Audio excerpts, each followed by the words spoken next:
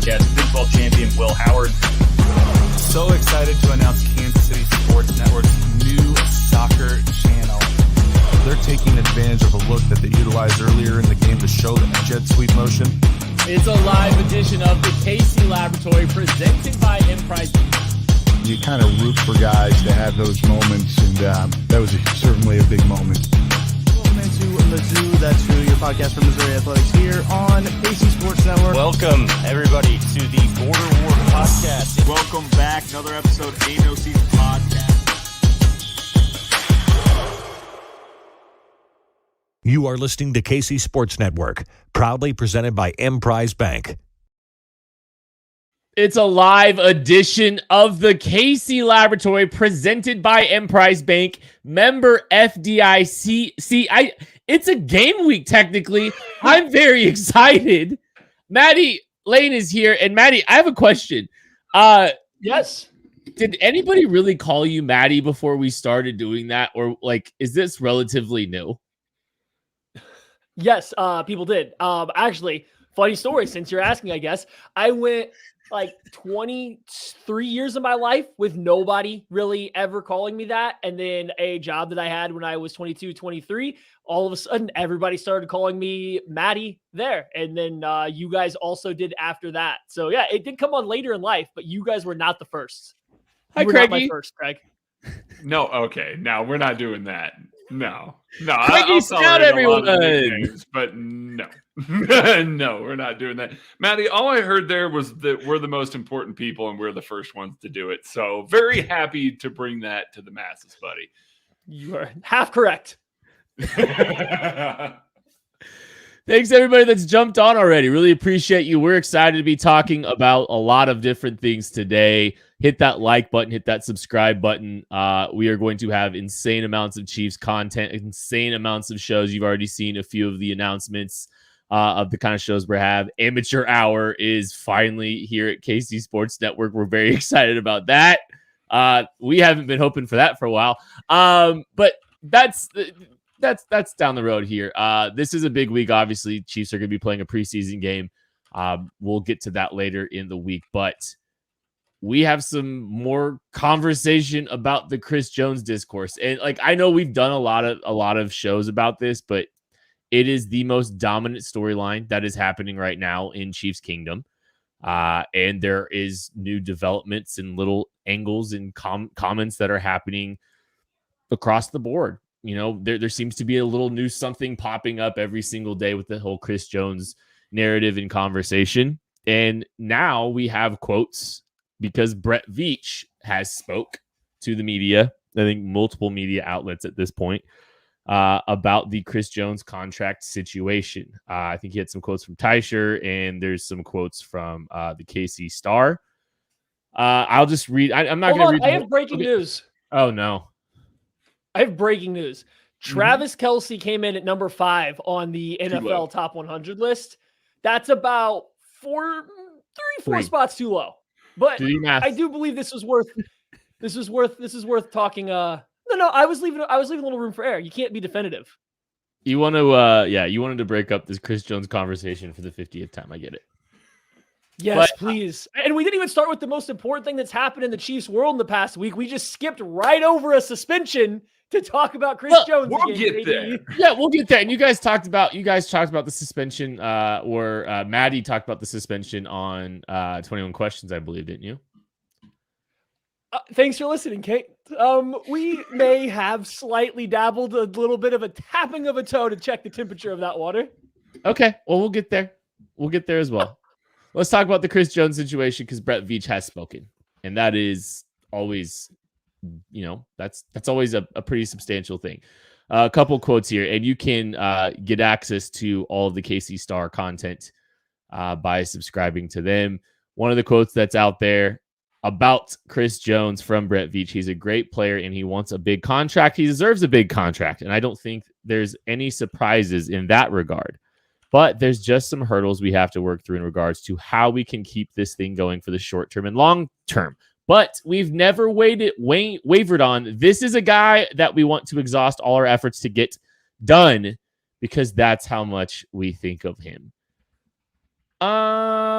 Interesting quote there. It sounds very similar to what we heard with the Tyreek Hill stuff. I went back and tried to listen to a little bit of the Tyreek, and there's some, determined to get things done with Tyreek Hill. And I don't know. Do you think there's some parallels there with the Tyreek Hill stuff at all? Craig, you look like eager to jump in. You have a thought there already. Well, I mean, he addressed the Tyreek Hill stuff. Like, he followed it up after that immediately and said, you have to keep in mind that when we did that and make that move with Tyreek, one of the determining factors was because there was an expected Chris Jones deal. And so to do Tyreek, there was a concern of would we be able to do Chris? And so that was a moment of time, and it was before the draft, and we hit the reset button. So that's the conversation there. He's saying, listen, we're not trading Chris Jones now. We want him to be here long term. We understand that we told you the same thing about Tyreek Hill, but we made that move before the draft. We made that move in that moment of time. So no, I don't get Tyreek Hill vibes from this. It's a completely different situation. For one thing, we don't have the agent of one of these players out there talking a lot, right? Yeah. It seems pretty quiet and pretty copacetic.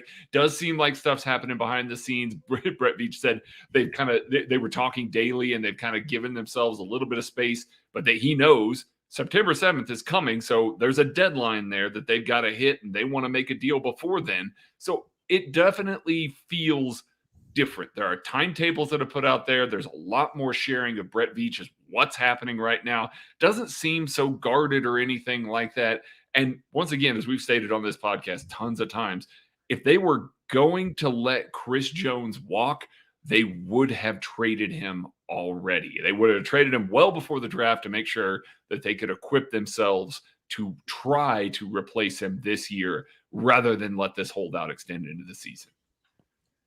I don't think the situations at all are similar. I mean, much to kind of Craig laid out there and to what Brett Veach is saying, the situations currently where it sits with Chris Jones and where it ended up with Tyreek Hill aren't similar.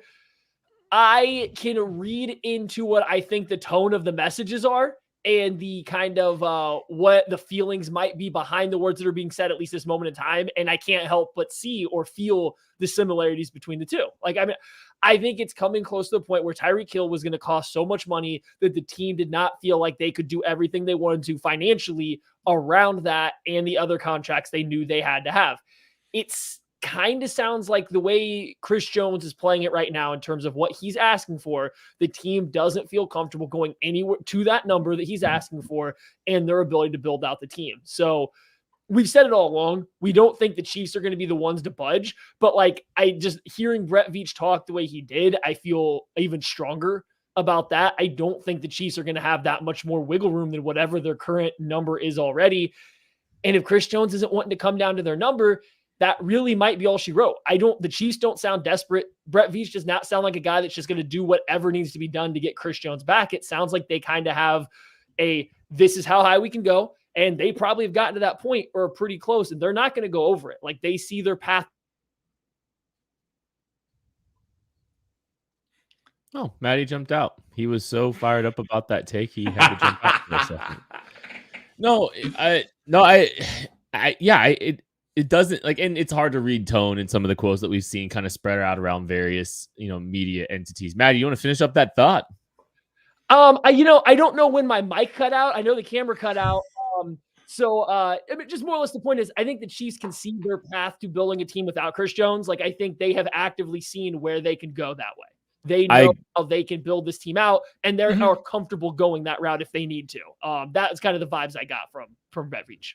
It feels like, and it's crazy. Like, they've won a Super Bowl. They've been operating in a place of comfort, I think, with the Tyreek Hill situation. They had a plan. They went out and attacked it. They executed it perfectly. And the fruits of that labor are still being revealed because you're seeing, how well, how well that class is developed just even further year over year. Sky Moore starting to get a little bit involved more and more. But it does seem like they're operating from a place of comfort that they've been for everyone. And I think it does. I'm not trying to read too hard into things, because you don't know the exact numbers and how close people are. But we've seen the Chiefs walk from several guys recently. I mean, this is a trend now. They set a line with Tyreek. They set a line with Orlando Brown Jr. They set a line with Tyrann Mathieu. And they've been right in every single decision setting that line. They've won a Super Bowl. The most difficult one was, when we'll find out, I guess, on Orlando Brown Jr. a little bit. Yeah, that's what I was going to say. We don't know about that one yet. And to be fair, it doesn't sound like, Orlando Brown Jr. didn't get the same kind of money that the Chiefs were willing to give him. No, if you want to talk about it from a market perspective, yes, I'm there. Yeah. So, they've operated pretty consistently. They're drawing lines, and Chris, this negotiation, they've done this once before. Like, I think that's the thing I keep coming back to with all this is, the Chiefs had a line, Chris had a line. It took a little while to get things done. It seemed very up in the air for the longest time whether or not it was going to get done last time around. Finally did. Do you feel like that's where this is trending? Like, where we sit today, Monday, August 7th, where do you feel this team stands? And do you think that Chris Jones is going to be a Chief? This season, yeah. I don't feel like there's any other options for this year other than he is a Chief and plays for them. But going forward, if he doesn't sign a contract before, the deadline, if they don't sign an extension this year, he's not going to be a Chief next year. No. I do not think he's going to hit open free agency and be a Chief. Somebody will clearly come in and just pay him. Right? Somebody's going to pay him more.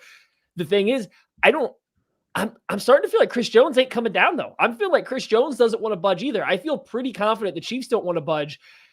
I don't know what these numbers are, right? Like, I don't know what each side is sitting at right now, but I'm starting to get the vibe. I'm starting to get the feeling that Chris Jones doesn't want to budge either. And if he's not going to move and the Chiefs aren't going to move, where are we going to go from here, right? So I don't think so. I don't think right now, if I had to choose one, I don't think Chris Jones is going to get an extension or be with the Chiefs beyond this season.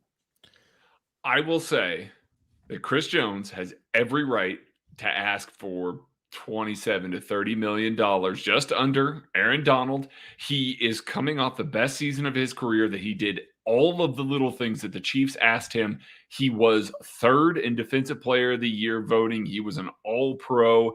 He was voted number 10 overall on the NFL Top 100. Like, that's the profile of a guy that is fully deserving of that kind of money.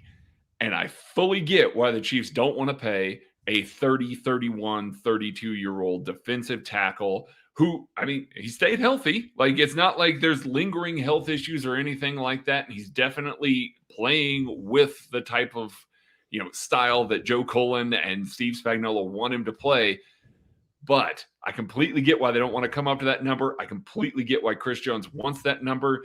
Chris Jones is going to be here week one. I'm just going to say that if it,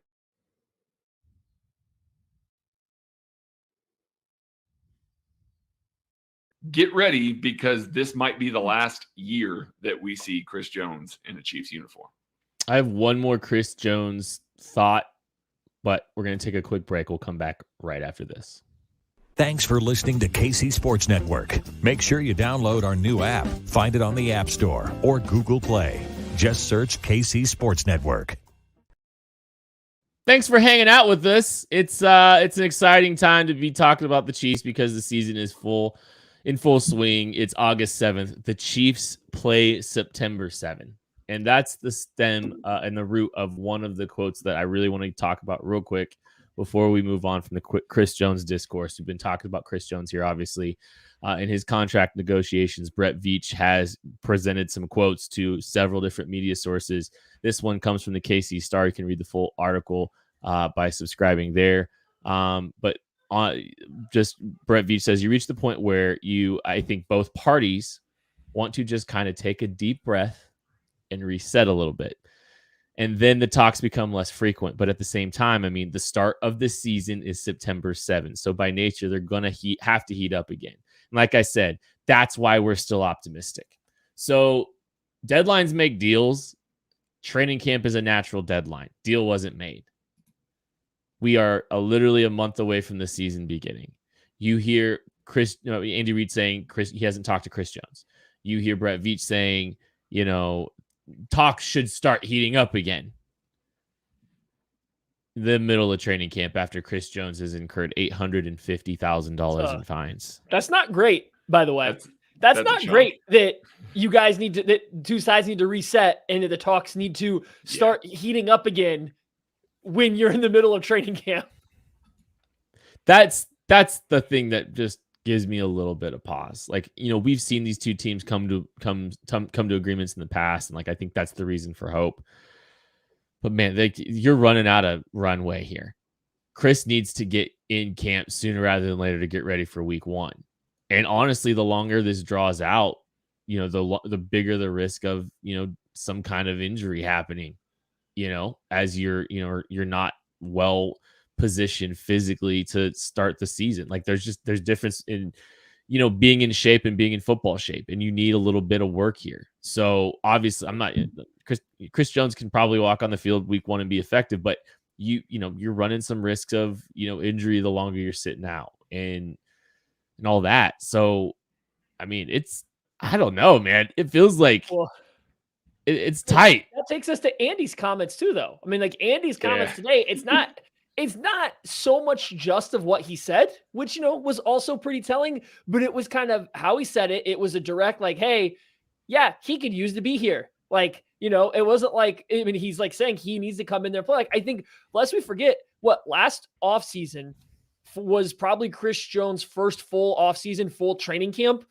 since he signed his new deal, right? Because he held out, he got on the new deal, and then was COVID the year right after that. And then this last training camp. So this was like coming off his first full training camp under this new deal, which got prolonged a little bit because there were ebbs and flows to his game. I don't want to say conditioning concerns, but there were times where Chris Jones clearly took plays off earlier in his career.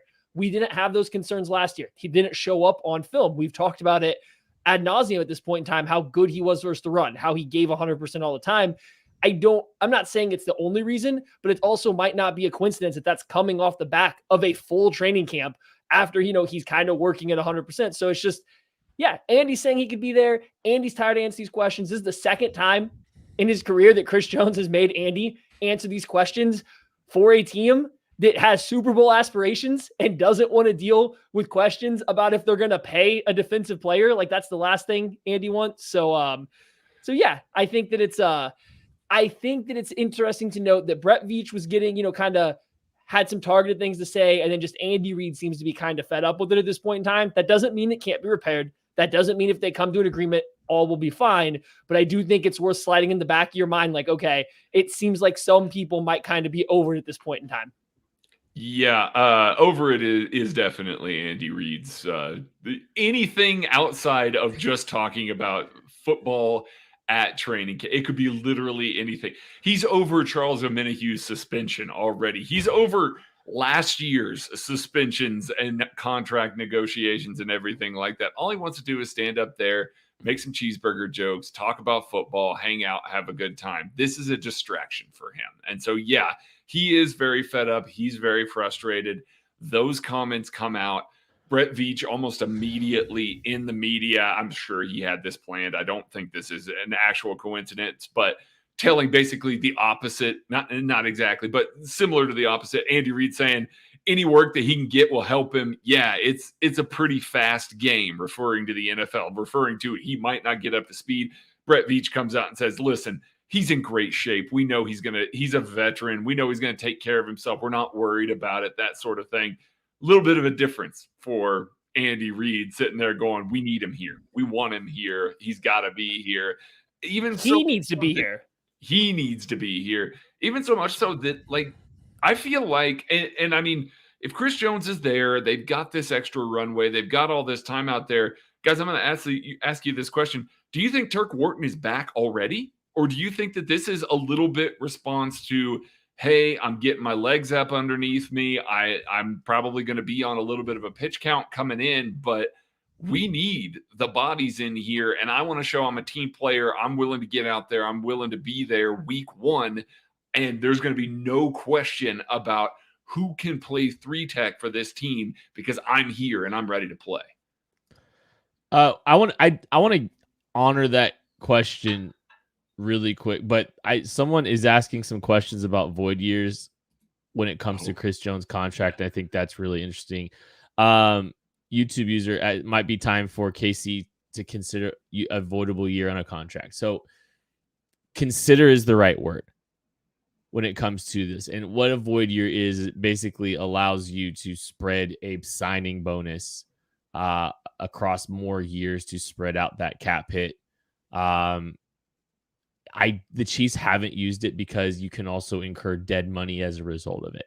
And the Chiefs have been dead set on avoiding dead money. They've been very good about avoiding dead money. It seems like a strategy that they are employing. I don't know. I mean, it would be if extenuating circumstances, could, help support that. But you also have to have the cash to give the signing bonus to spread over multiple years as well. And so that's another piece you got to consider as well, is how much cash are this. I don't know if it's a voidable years kind of deal as much as it is maybe a cash deal. How much guaranteed are they willing to give? So I don't know. Maddie, you look chomping at the bit. Putting void years onto a 30-plus-year-old defensive tackle, one of the few positions that falls off as hard as possible at that age, that sounds like a disaster waiting to happen. So no, I would not do that. And I don't think the Chiefs want to. I think the Chiefs have a lot of money they have to pay to other positions, that doing void years are something you're going to do at the end of this run. You want to start stashing void years at the end of Patrick Mahomes' career? Fine. Because there's going to be a fall off anyway. I definitely don't think you do it anywhere close to the middle like they are in right now. I think that would be disastrous. Yeah. Who are we? The Bills? No. There's no desperation here. This team is winning Super Bowls. They don't need to kind of throw that money into the future here. They're good. They're good. One more quick comment before we move on, Chris Jones, and then we get into the Turk Wharton discussion. Diana Rossini on Friday. And it's interesting. Monday comes along, we get all these quotes, right? It was actually Thursday, Kent. Thursday, sorry. My days are all running together. Thursdays don't exist for Kent. They just he has a 6-day week. I have good news for you guys. I will be on a Thursday show this week. Actually, Maddie won't be on a Thursday. That's great, because I won't be here. Yeah, you had to be. Diana Rossini talking about how the Chiefs were surprised that Chris Jones was holding out amidst all these quotes about the timeline and, hey, we're running out of time. Things should start heating up really quick. I don't know if Andy likes being surprised. I don't really take Andy Reid for a guy that likes being surprised. So that's my last thought on that. I don't know. It doesn't seem great, but we'll see. Maybe they put all this aside and come to terms on a deal. Turk Wharton, back to that Turk Wharton, you kind of asked if the timeline was getting sped up a little bit because of, maybe their need for him to be back in the mix. I don't think they're speeding up Turk Wharton's process because that is such a tough injury to come back from. I think he's ready. I think he's ready to start getting some work. Obviously, I think they want him involved sooner rather than later. But I don't think that they want to jeopardize the rehabilitation process for Turk Wharton just because of the Chris Jones situation. However, I mean, good on Turk for getting back and putting in the work to be here and be in that situation. Sounds like he's been getting run with the ones already, as he should be. I mean, he should. No offense. No offense. Stiffest of competition. No offense to Daniel Wise, man, but Turk should step in just fine. I hope people I'm not gonna dunk on Daniel Wise or Matt Dickerson, but they're not making the team.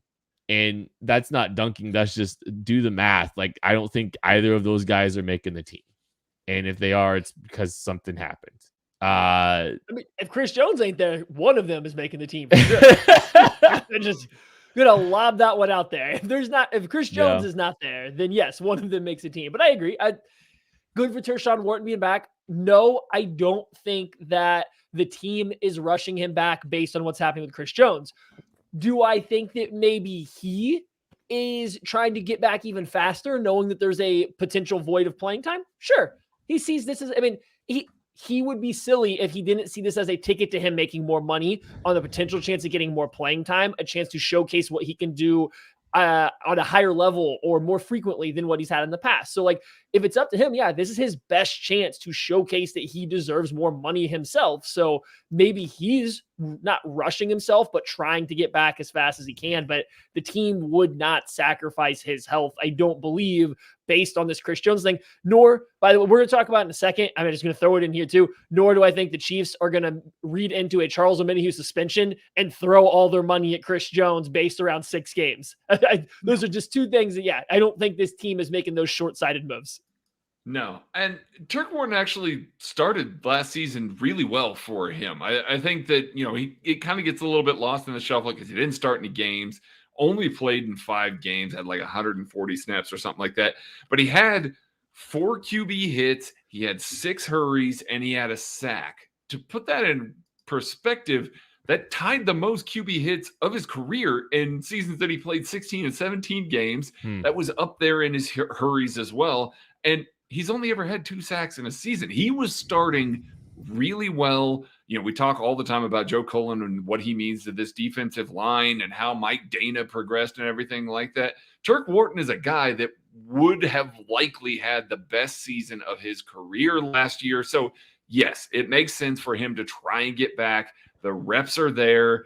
Cullen's there still. Like, all of that just kind of checks out to try and make sure that he can contribute to this team as much as possible. And again, Chris Jones is going to be there week 1, but I think the extreme number of snaps that we maybe saw Chris Jones play last year, if the Chiefs aren't looking to re-sign him, they might try and sort out Turk Wharton a little bit more to A, get a better eye on him, see if they need to sign a guy like that going forward. He's only 25 years old. And B, try and keep Chris Jones performing at his maximum in a potential contract year. 2, if they decide to trade him next offseason if they're not going to get to a deal. More on the defensive line right after this. Thanks for listening to KC Sports Network. Make sure you download our new app. Find it on the App Store or Google Play. Just search KC Sports Network. What's good, everybody? It is Ben Heisler from Benny and the Bets here on KCSN. And if you are ready to go the distance and improve your golf game like I am in the process of doing, I want you to head on over to PXG right here in Kansas City and take the PXG Gen 6 Driver Challenge. They are confident in the Gen 6 that they're putting their money where their mouth is. If their Gen 6 driver does not deliver more distance, more carry and roll, higher dispersion compared to your current driver when you go in for a fitting, they got you covered with a $100 MasterCard reward card. That's it. Go in for a driver fitting, see if your driver is up to their driver, and if it is, you get a $100 MasterCard reward card in the process. This is an unbelievable opportunity to upgrade your game with a custom fit PXG fitting. I've had it at the Kansas City store with Alex. It was one of the great experiences I've had in a golf fitting, period. So take the PXG Gen 6 driver all throughout the month of August and get ready to hit those fairways with confidence. So visit your local Kansas City store or head on over to pxg.com for all the terms and conditions. PXG, nobody makes golf clubs the way we do, period. Hit that like button, hit that subscribe button, and feel free to leave a 5-star review for KC Sports Network's podcast channel. Helps us grow all the channels that we have. It's helping us grow and find more Chiefs fans. Really appreciate everybody that has been supporting it. For sure. Here's a bit that we do on Thursday shows. When you ask someone to leave a 5-star review, you need to tell them what to talk about in that 5-star review. So do you have any ideas of what you think, what kind of comments they should leave in the 5-star review? Now, people, you can leave a good review, a bad review, whatever. Just make it 5 stars, and then Kent's going to tell you what want to put in that review right now. Oh, I don't want to be put on the spot right now. Cool Ranch Doritos or Nacho Cheese Doritos? Pick. I want to know which one you prefer. How about that? I guess. This is why he's been on vacation, man. This is. Some would say I still am. I was for that on the spur of the moment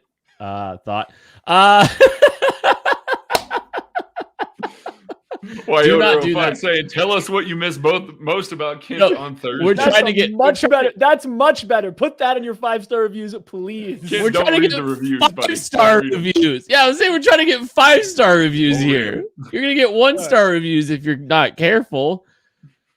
Leave a 1-star review, everybody. Please don't do that. Back to the defensive line, though.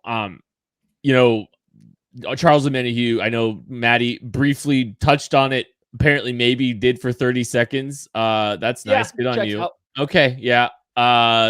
Great job, Tucker. We had more pressing things to talk about on 21 questions. Okay. Was it the realignment or was it like something else? We spent a lot of time talking about which players should or should not be in the Hall of Fame. And yes, maybe a little bit of time about realignment. Okay.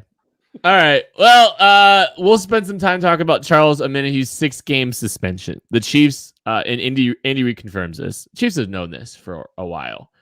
Charles Omenihu has known this for a while, that there was some kind of suspension coming down. It's almost like that might have had a bearing on the kind of contract that he was able to sign this offseason.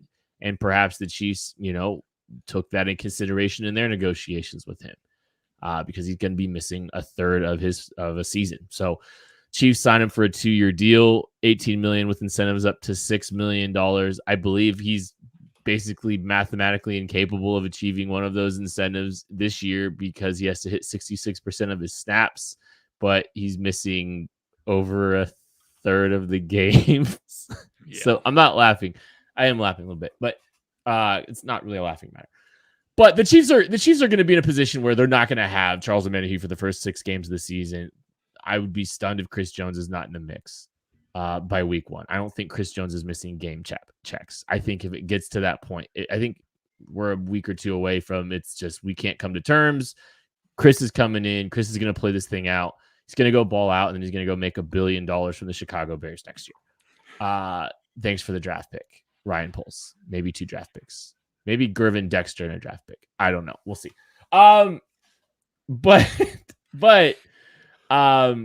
Yeah, I mean, this team's going to be in a weird spot early on in the year, and that's the opportunity for the rest of this defensive line to step up early in the season. No, I don't think Chris Jones. I agree with Matt. I don't think Chris Jones has. I don't think this changes the negotiations on a $100 million contract. I don't think you make $100 million decisions on 6 games, but it's going to force a lot of other people to step up. It might require the scheme to step up a little bit. Steve Spagnuolo might have to throw a few more blitzes at people, but we're talking about the defensive line that they're hoping can get home without those blitzes. What do you think about the rest of the group outside of, I don't know, the Chiefs' 2 best defensive linemen, Matthew? Well, you're saying that the rest of the defensive line's gonna have to step up, especially the defensive end room.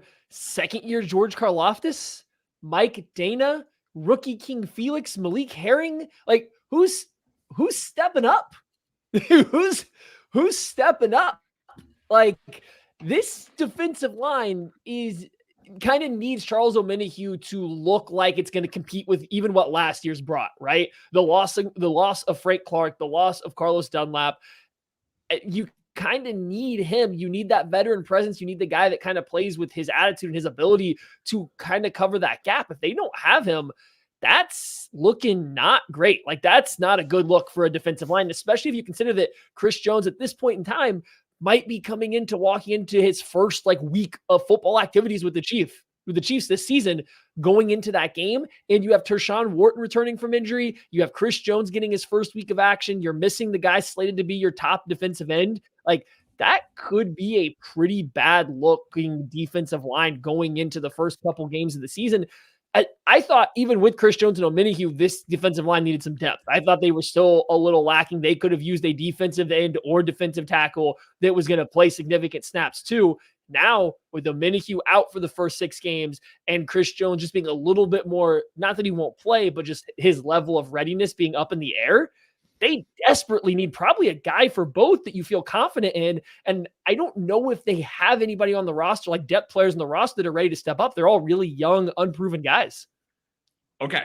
I'm going to walk us back off the ledge here. I'm going to walk us back here. Good luck. George Karlaftis looks even better than he did last year. And he put in the work last year with Bobby Stroop, with Frank on the sides and everything like that. He looks really good. And he's chalking that up a lot to working with Tamba Ali, working, with the Gracie BJJ stuff, the hand work, the hand fighting. And Maddie, you even made the comment that we've seen a little bit of that in the OLDL one-on-ones, that the hand fighting is so much improved.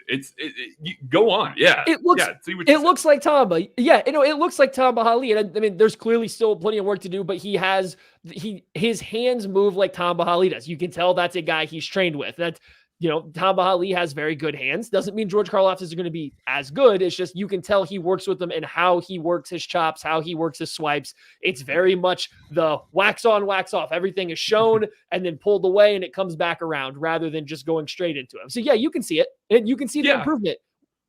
Yeah, absolutely.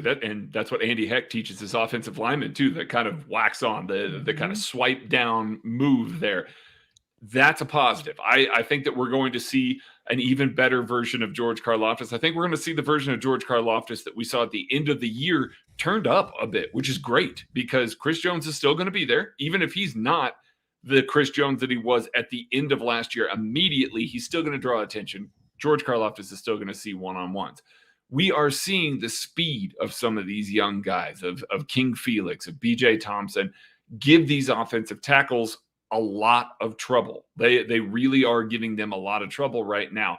It may be situational that we see those guys in a pass rush maneuver there, but it's going to be effective. I really do think that they are going to be on the field and they're going to be able to contribute. I think that this almost makes, both of those guys locks for week one active rosters with Charles Omenihu out, because it just makes too much sense to retain some of those guys.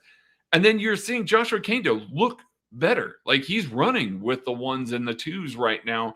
And he's starting to take some of those steps that we had hoped that he would have taken last year. Now, all of those guys, we're saying there's a lot of hope there. I'm putting a lot of maybe this will happen there, but that's kind of what it was last year outside of Frank Clark and Carlos Dunlap.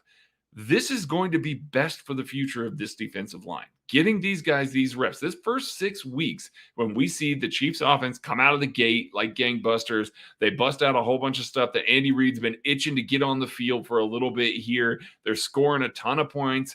Steve Spagnuolo's defense maybe gives up a little bit more because, they're missing some guys. This is a very common tale in the Patrick Mahomes, Steve Spagnuolo era. And then as a Charles Omenihu gets back, as these guys grow into the role a little bit towards the end of the year, those first 6 weeks where those young guys are playing so much are going to pay dividends at the end of the year and going to pay dividends next year when they become the more featured guys. Nate Taylor today got this quote or reporting from Andy Reid's press conference. With Charles Omenihu's suspension, Andy Reid said he believes right now that the Chiefs have enough quality defensive ends for the start of the regular season. This is about the time I think last year we saw Carlos Dunlap signing. If I remember correctly, it was a little bit into training camp, if I remember correctly, right? Am I wrong on that? I'm looking. Keep Go going. ahead. I'm looking. It was July 28th last year. July 28th. Yeah. So barely into training camp. Into camp. He got most of the padded work done in camp. Okay. So he was a little bit into training camp. Like Andy's saying the right things about this group. Now, who knows what happens? Maybe he's going to add another veteran, but I mean, they just have too many interesting guys. He's just got too many interesting guys right now. I think with George Karlaftis, with Felix Anudike-Uzomah, maybe Josh Kendo is something. Maybe BJ Thompson can be something early. The only thing with BJ Thompson is I don't know about week one, just because the Lions can run the football a little bit. Sure. But yeah. I don't know about Felix for week one because the Lions can run the football. I don't know about George Karlaftis week one because the Lions can run the football. I mean, all right, so Malik Herring and Mike Dana, baby. Here we go. Let's go. One interesting quote one interesting stack I got from Jason Anderson here, because you were talking about George Karlaftis. Mm-hmm. Weeks 12 through 18, George Karlaftis had 5.5 sacks, 7 tackles for loss, 15 tackles. He's one of 7 players in the NFL with those numbers in the final 7 weeks. Those other 6, Chris Jones, Nick Bosa, Myles Garrett, Cam Hayward, Josh Sweat, J.J. Watt. Yeah, I'm not saying that George Karlaftis is JJ Watt, but he did definitely finish that season strong. He made market improvements as the season went on. I do have to caveat that, though. I think none of those sacks came before like 2.5 seconds into the play. Like one of them did. One of them did. They were, well, yeah, one of his like entire sacks.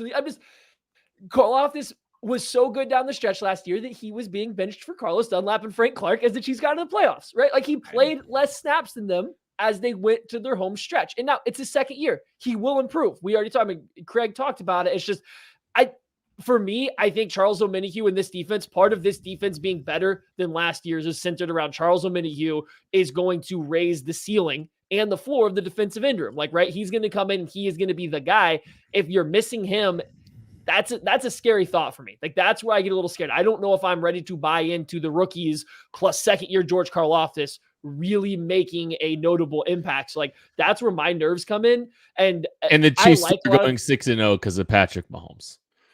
And I love the youth, the talent that they have there. But, like, if the option is to play Josh Kando or BJ Thompson or somebody like that, or bring Carlos Dunlap back, please bring Carlos Dunlap back and don't risk having the defensive line stall out. When we've seen this defense under, the past couple of years really struggle, it's when they can't get pressure and they have to blitz and then teams start to pick up on it.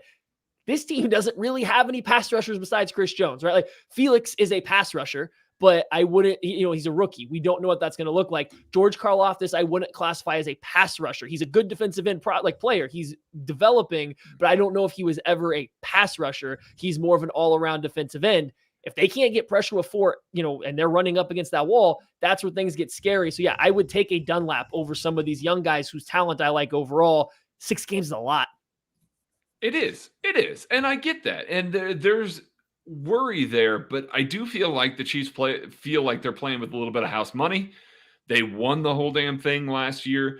They've still got a lot of the pieces that can kind of continue to push them over the line as well.